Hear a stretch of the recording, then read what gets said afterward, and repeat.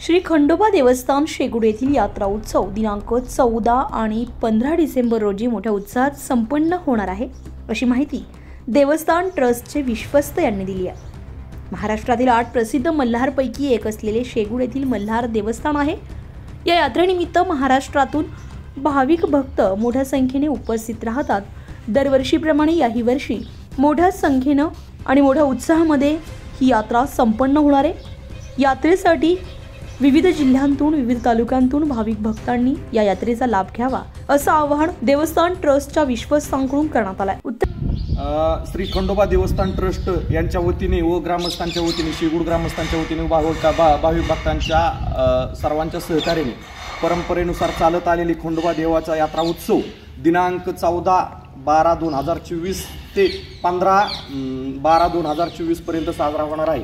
पहिल्या दिवशी 14 तारखेला रात्री 11:30ला देवाचा छबिना निघून जंगी मिरवणूक त्याची काढण्यात येते व त्याच्यानंतर दुसऱ्या दिवशी कुस्तीचा हंगामा भरवला जातो। त्यामध्ये नामवंत पैलवान बाहेरगावचे बरेचसे पैलवान येऊन कुस्तीचा आनंद घेतात। सर्व भाविकांनी उपस्थित राहून यात्रेचा आनंद वाढवावा व उपस्थिती दर्शवावी। ओम वागा सोम वागा प्रेम नगरावारी सावध होणी भजनी लागा देव करा कैवारी मल्हारीची वारी माझ्या मल्हारीची वारी।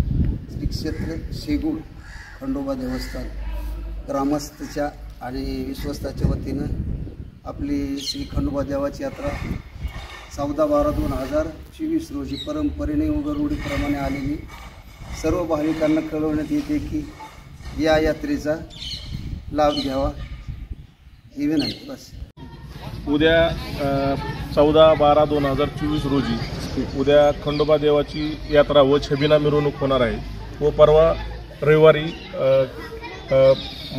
जंगी कुस्त्याचे आयोजन करण्यात आलेले आहे। तरी महाराष्ट्रातील सर्व पैलवानांनी उपस्थित राहून जंगी कुस्त्या होणार आहेत, तरी सर्वांनी त्याचा लाभ घ्यावा ही खंडोबा देवस्थानतर्फे आपलं आवाहन करण्यात। महाराष्ट्रातून खंडोबा यात्रेला येणाऱ्या भाविकांची पिण्याच्या पाण्याची, शौचालयाची ही सर्व सुविधा ट्रस्टच्या वतीने आणि ग्रामस्थांच्या वतीने पूर्ण करण्यात आलेली आहे।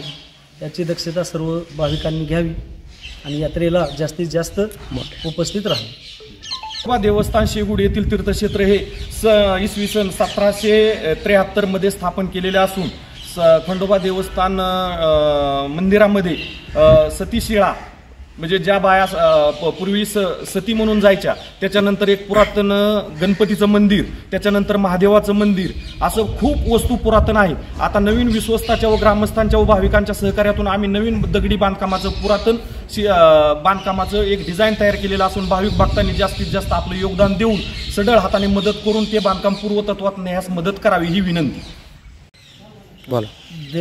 मंदिराची पूर्व तयारी जवळजवळ पूर्ण होत आलेली आहे। विद्युत रचनेची तयारी पूर्ण झालेली आहे। मंडपामधील सजावटीची तयारी पूर्ण झालेली आहे।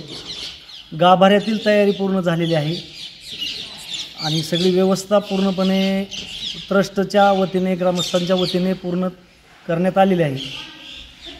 महाराष्ट्र लाईव्हसाठी सुनील खामगळ, कर्जत, जामखेड।